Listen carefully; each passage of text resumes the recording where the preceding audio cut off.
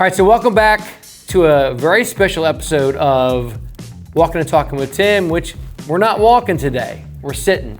So my guest today is George Lecakes, who is the director of Immersive Experience, right? Technology and experience. Immersive Technology. I was close, I was so close. The immersive part is important. I almost got it. The immersive part is important. So you were just explaining to someone else that walked through the building, you know, he asked what you did, and you said, I make the impossible possible. Yes. So just talk a little bit about what that means. That distills the idea that with virtual reality, you can take a person anywhere. And it doesn't matter how dangerous it is, it doesn't matter how far off it is, it doesn't matter how impossible the place is for a normal human being to go. In VR, we can go there, and we can do it safely. Right. All right, so it's kind of dark in here, but here's what we got. Behind us is, what, George? Oh, well, so this is the history of VR, actually. Everything from those old-timey ones, those stereo images you see here, to maybe some older versions of what we saw in 3D movies, like Jaws 3D and so forth. But then some really crazy ones, right? Like this one over here. There's also some fun ones like this one. This is the Sword of Damocles.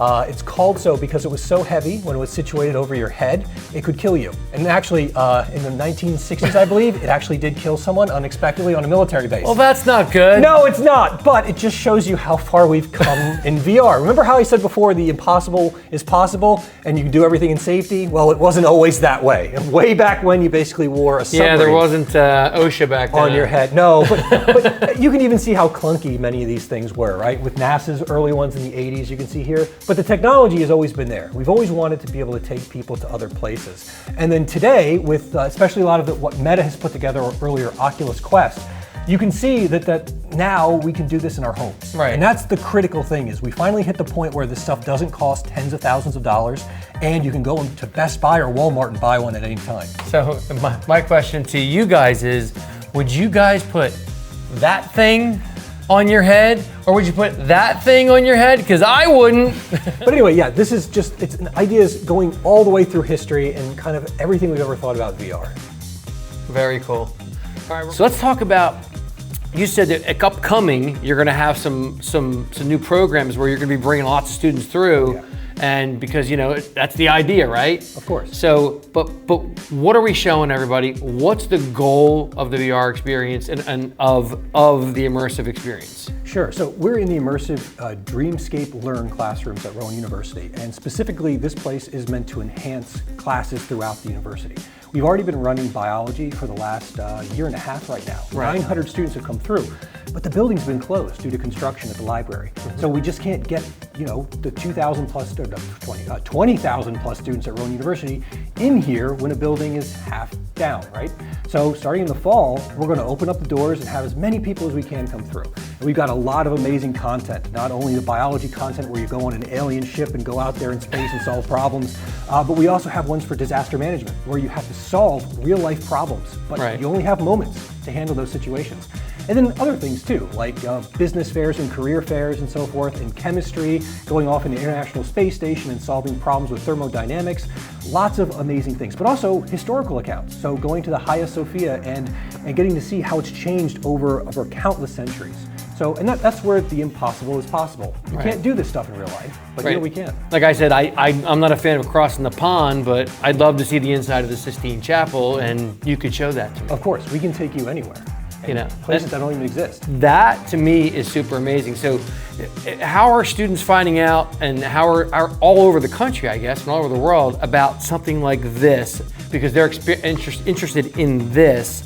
And so it's like a two-part question. So how are they finding out about it? And I guess if they take this class, is this something also that can become, I'm sure it can become a career, correct? Oh, yeah, that's my job. Yeah, Yeah, so I get that, but career. I get that you're teaching it, but is this something that, like, you know, what are the careers that you could get into by taking this as a? Of course. So two-part question. We're going to start with the careers actually first. So the area of VR and just creating content is in the movie industry. It's in the video game industry. It's in creating apps. All those foundational blocks that students learn how to do, how to create all that technology, right? Right. You learn that here. And you just apply it to something different. Instead of it being on a television screen like the one behind us here, it's on a headset instead. Yeah, some things are a little bit different, but for the most part, that's the kind of students we employ. We bring in engineers, we bring in computer science majors, we bring in art and biomedical visualizations people. So it takes all types to kind of pull this stuff off, because it's not one person. It's not, you know, the stereotypical coder just working by themselves. A coder is not going to be able to make a visualization like this human body. That's where we need an artist. We need to bring in history people. If we're taking you through the Hagia Sophia or other locations, right? I don't know anything about it. I'm just an engineer. But we need to bring in those subject matter experts. So our team is always multifaceted, and just about every student at the university has a reason to come here and use these systems, to learn how to use them, to elevate their understanding of things, and to take that knowledge and give it to other people. And that's what you do with VR. People don't understand this. You look at VR and it's like, it's a headset, I put it on. No, it's a tool for communication. VR is about replicating your senses, your vision, your hearing, even your smell in your mouth if you want to get that far, in touch and sensation. Anything we create in there becomes something we communicate to you. So, and that communication covers every subject. It's about being human, really. So, all right, so we're at the critter wall. That's the way of putting it. So these are the concept pieces for all the different animals that if you go into Alien Zoo, which is part of the biology modules, you'll get to encounter. So the great thing is it's kind of like going through Hollywood, right? Where you get to see how the special effects are made. Right. Here you get to see all the different concepts and all the creatures and why they made each of these different things. And the cool thing about the biology modules is they're in outer space, they're with aliens, nothing has to be real. But they can make them work really well with biology. So instead of having complicated animals on planet Earth, right? We can just have, well, we need something with a really long neck that has a lot of weight on the heart so that its heart starts to fail. And then we can talk about why it starts to fail inside of VR. And you don't care about the fact that maybe it was a real animal. You just care about this thing because it has a particular problem. And it's very interesting. We all know what giraffes are like. We all know what elephants are like, right? You don't know what this weird looking thing is like. So it just makes you want to be more involved in it. You want to learn more about it because it's completely new. Right. And that's behind a lot of these different things. It's just something like this gummy mouth elk-eye thing. This is actually really fun. So I don't know if you've been over to our tech park, but we have a free roam pod, which is where you walk around in VR wirelessly. The whole place shakes, water shoots out at you. Needs a dentist. Yes, it does. This thing, we have a 3D model of its entire head. It's made out of like a silicon gel. So in VR, you reach out and you don't know you're going to touch anything, and all of a sudden you really touch the object. And everyone freaks out and panics. It's on a pneumatic ram so that it moves back and forth in front of you. That's creepy too. It's very creepy. Everyone screams when the first time they reach out and touch it, so it's a lot of fun. But we also have we do a lot of research. We're talking about the classrooms and education, but we actually do a ton of research. So over the last few decades, we've tried out every single headset. Not all of them are here, but a lot of them. Everything from those old school Microsoft HoloLenses, which you can see here, to the newer versions of them, to Magic Leap, which was a big company that was talked about a lot. It's going to become the next great thing, and then it kind of fizzled. So here we use every piece of technology we can possibly grab our hands on. Yeah, so I imagine that this could be collaborative too, right? So you're probably having VR classes that people are joining in from probably all over the world, right? Yes, that's the hope. So right now, collaboration is multiplayer. So when you go into our classrooms, which we'll walk through at some point, right? You can either be by yourself, which is great because you know what? VR gives you a chance to fail. So you can either be by yourself. Right, that's a great one. Yeah, you can fail and you can learn, and you can do it in safety. And it's the only way to learn. It is, really.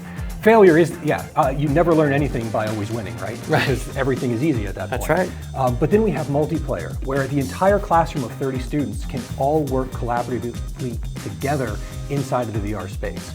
And what you're talking about is telepresence, which is the ability to have multiple people at different locations work together.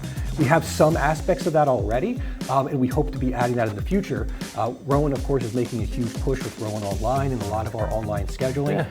Wouldn't it be great if you put on a headset anywhere in the world and you get that content, you get that ability to learn wherever in real time? In real time, exactly. I mean, it undoes the geographic kind of boundaries, right? Because what classically, if you want to get into Silicon Valley, right, you've got to travel to California. You're breaking the fourth wall. Yeah, you got to go to Texas. You don't need to do that anymore. You put on a headset and you're there with people who are like-minded.